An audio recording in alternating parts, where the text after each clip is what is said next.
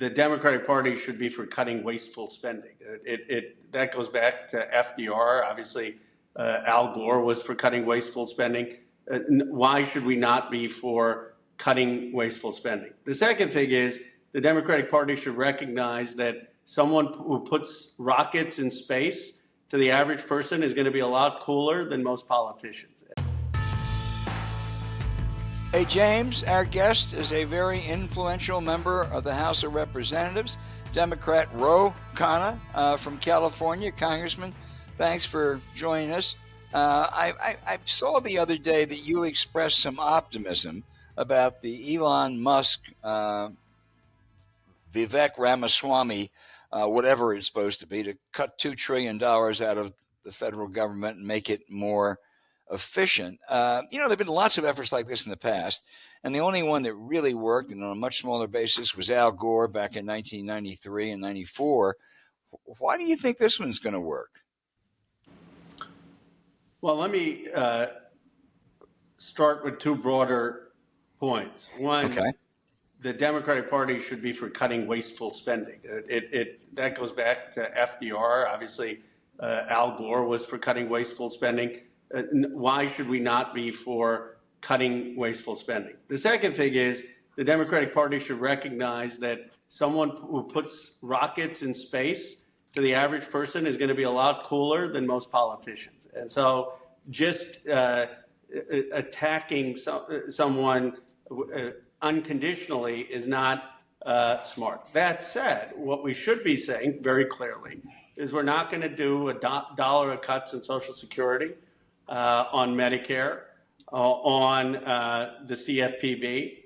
But when it comes to defense contracting, I mean, you've got a consolidation of 5 primes. They're ripping off the American public.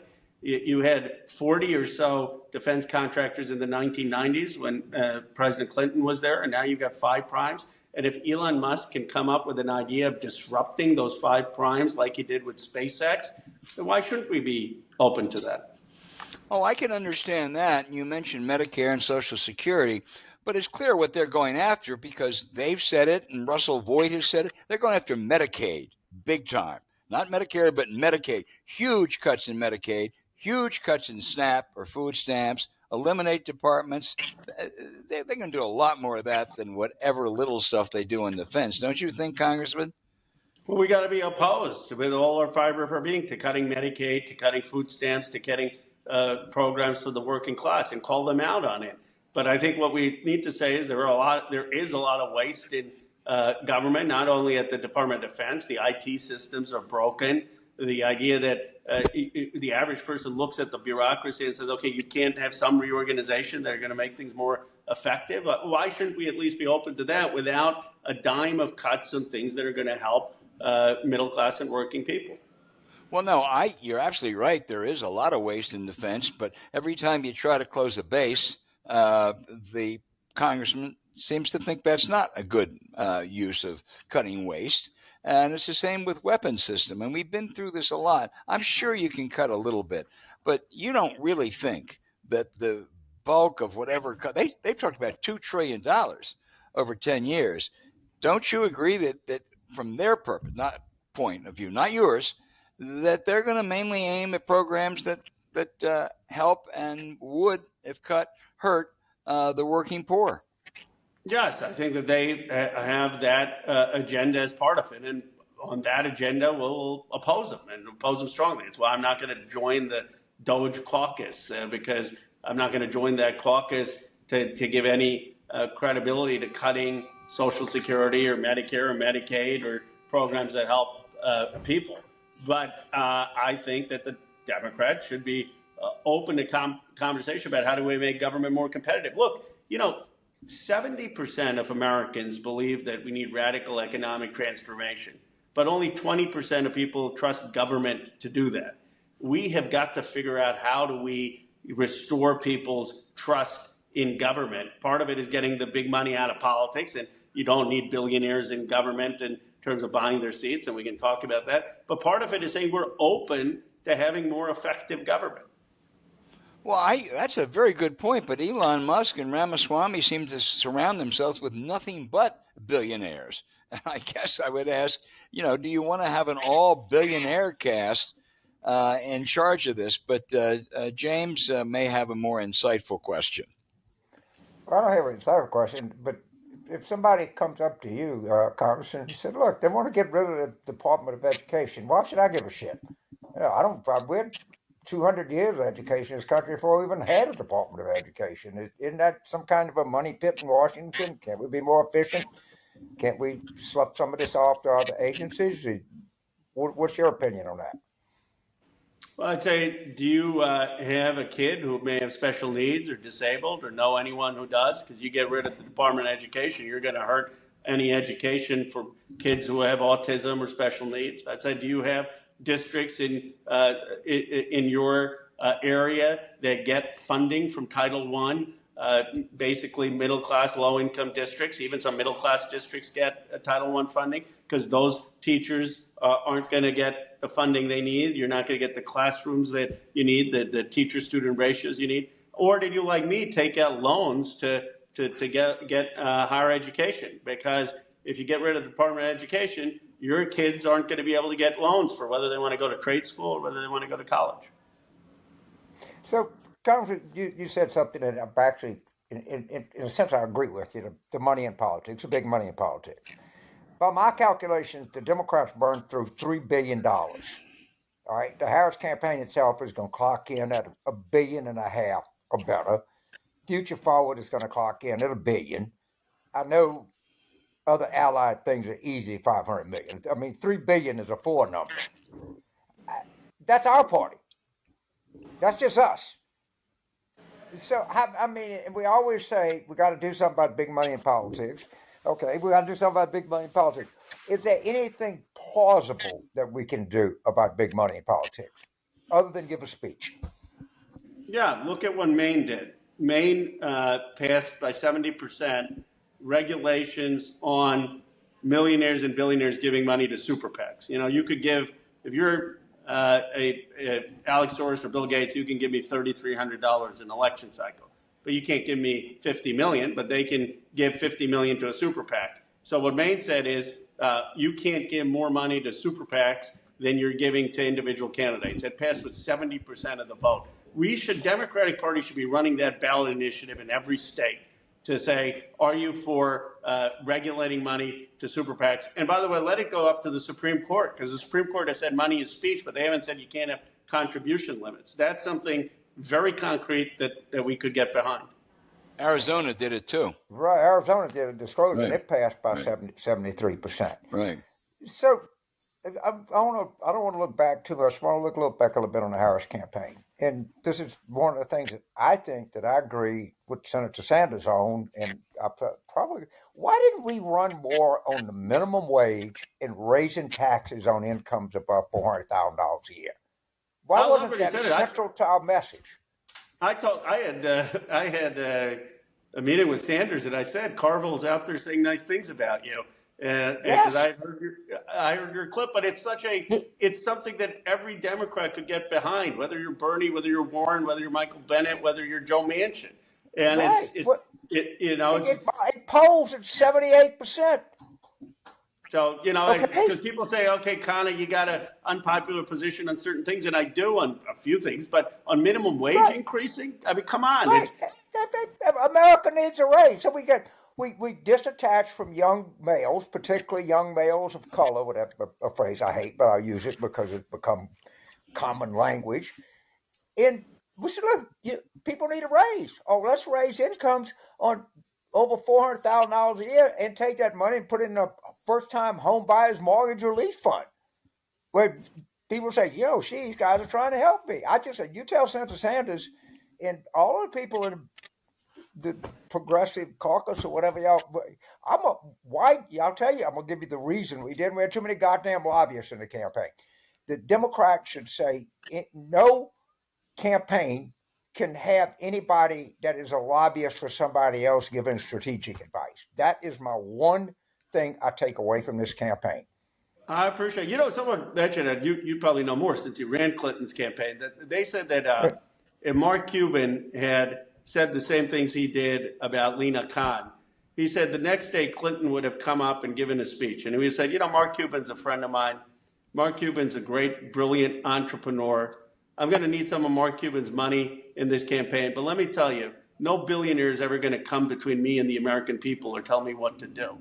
And I just don't think we had that kind of clear sense that we were going to stand with people in the campaign. And you tell me if Clinton would have said that or something else. But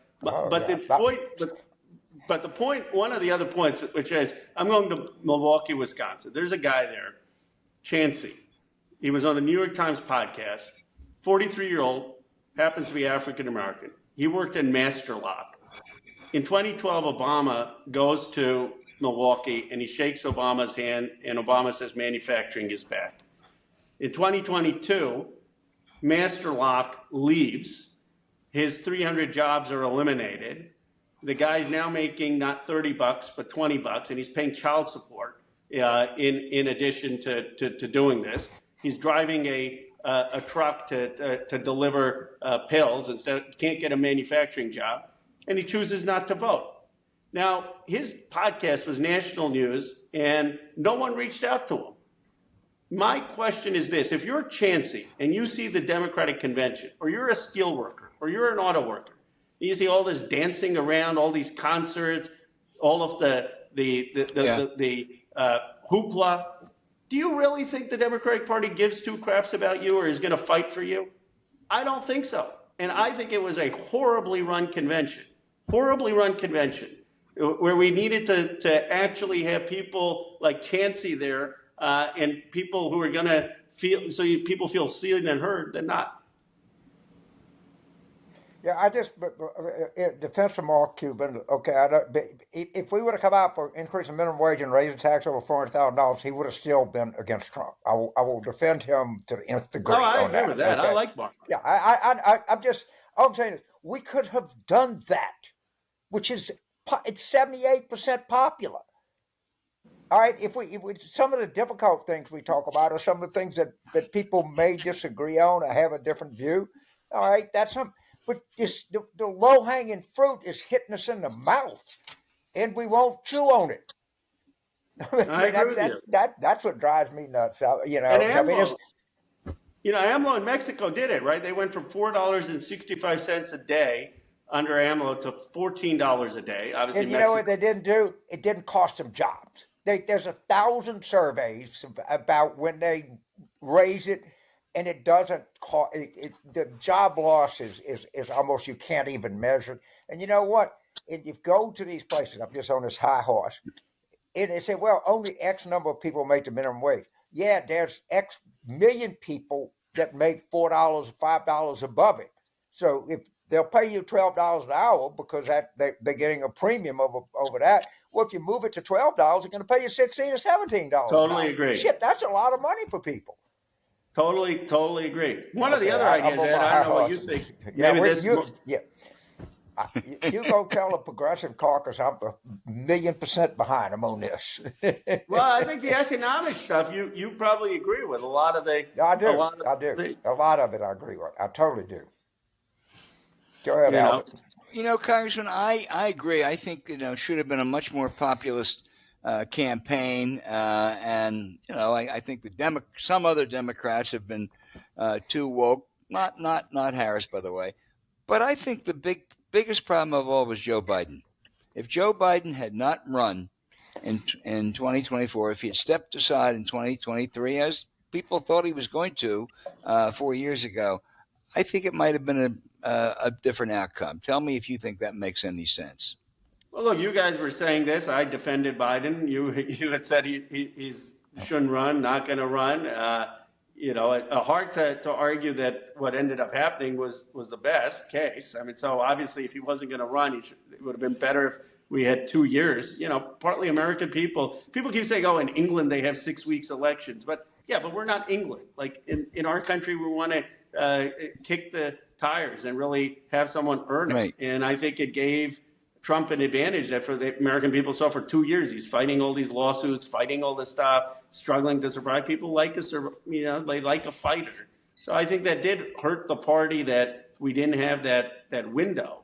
But had had we not run an economically populist campaign, it probably wouldn't have mattered even if we had a year and a half. I mean, I think we needed whether it was on raising taxes for the wealthy, whether it was on increasing the minimum wage, paid family leave. I mean, there was a lot of stuff that is broad consensus in the Democratic Party that would have made a difference. One of the other ideas I had is, Mary Barr, they always say, well, the reason she makes $30–40 million is because of company performance. Well, why can't we give some stock to every worker in a company, have an incentive for that? They used to do that. At Sears Roebuck, you could retire with today is equivalent of $1 million if you were a sales rep. Then you had all these corporate raiders. They hollowed out these companies. They said you can't give any stock to employees. So what if the Democratic Party was saying, well, you're going to be part of building wealth if you're a worker?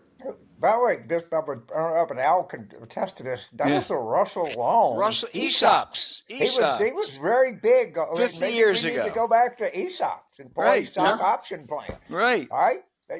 Hell, give everybody. This market is going like batshit crazy up.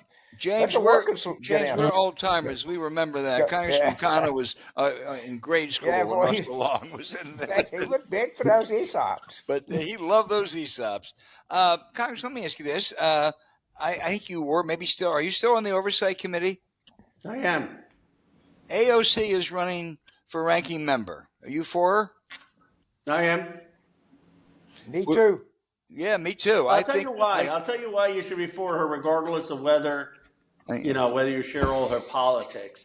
She's an effective communicator when it comes to taking the fight to Trump and holding Trump accountable. And to me, that's the oversight job. I mean, look at all the people Trump's appointing, right? If there's a through line, it's that they're out there communicating on X, on TikTok, on cable news. They're out there very aggressive communicators. And, I think we need people on our side who are going to help drive the message. I totally agree. I think she would be great in that. I'm not sure I'd favor her for Ways and Means chair, but I sure as heck favor her for this. She would run circles around James She's Comer. Smart and she got good staff work. Yeah. You know, she represents a good 15% of the party. I mean, she ought to be on that. Tell me this, and I'll turn it back to James. You all came close. I mean, you actually picked up a seat or two net. They only have, a 220 to 215 margin. In the beginning, it's less than that. What posture do you expect Mike Johnson to be at all accommodating, or would Trump not let him? And what posture do you expect Hakeem Jeffries and you Democrats to take? Well, if I came into Congress with Mike Johnson, he's a nice person as a person, but to the extent he was reasonable, it was on Ukraine, of funding Ukraine, and he showed courage there. But now with Trump there, I don't think we can expect anything other than he's going to do Trump's agenda.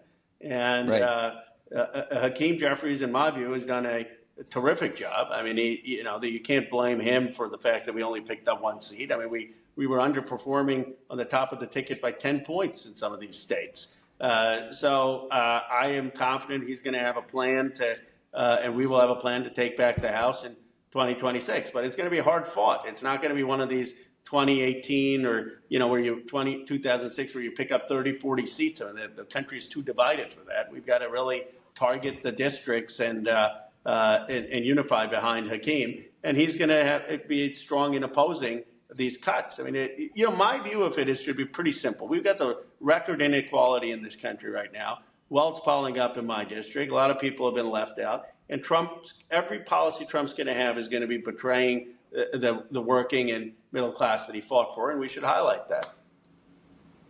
James? Paul, one of the things that's said about me that I don't get mad about it, but it's sadly untrue. I am not a moderate Democrat. I am a liberal Democrat. Okay, I agree with that. Somebody may think I am, but I always view myself as I'm a pretty liberal guy, and I'm not silly on language. Okay, I think that was a fight. James, when you were on TV talking about not being for Medicare for all, which we could discuss some other time. I said was not for Medicare for all. you ran Harris Wofford's campaign where Wofford ran Right. on Medicare for all, and you won in Pennsylvania. So you know, It wasn't exactly. We ran on expanding health care. I wasn't for Medicare for all because A, it would be destroyed politically.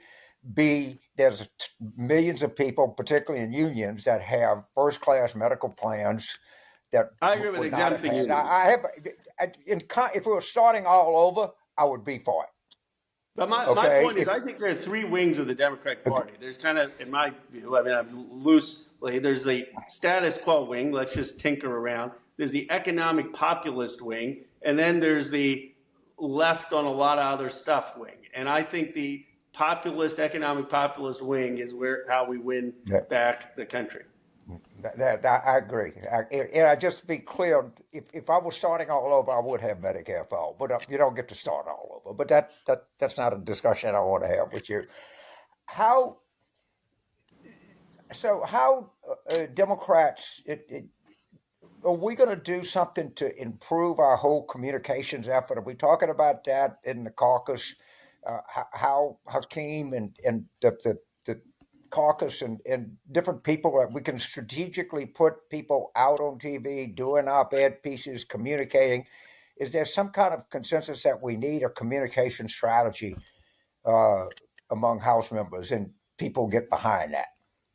Yeah, I mean, we haven't come up with one yet, but there's a clear sense that we haven't done a good enough job. We're not on, every House member should be calling you to try to get on your podcast. We should be getting on hundreds of podcasts. Yes, I'm for that.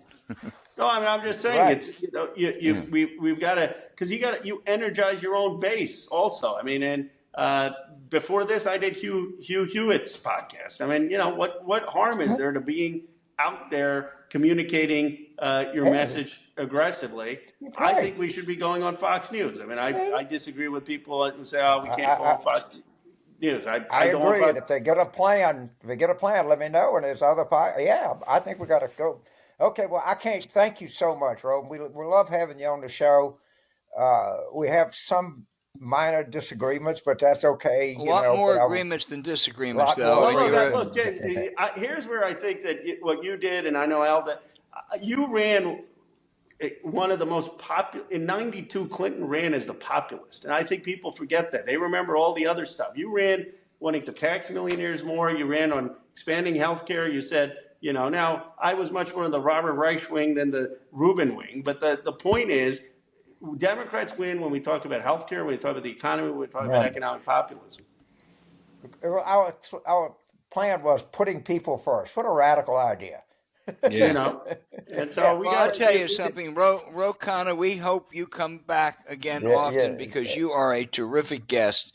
And I think will be a very important figure in American politics this year. You are, and we'll continue to be, and be even more important, is my prediction. Right. Well, I appreciate it. Flattery will get you everywhere. I read I read Carville and Bagala's book. You can never overflatter a politician. And just one sentence, anybody else. One sentence on it. I once had, and I don't think you'll mind me telling this. I once had John Kerry on a call, and I said, "Mr. Kerry, you should have won the Nobel Prize for Iran." What you did on Iran. And he went in 10 minutes about how he should have won the Nobel Prize. And I said to my staff, "See, you can never overflatter a politician." So I got that lesson from you, James.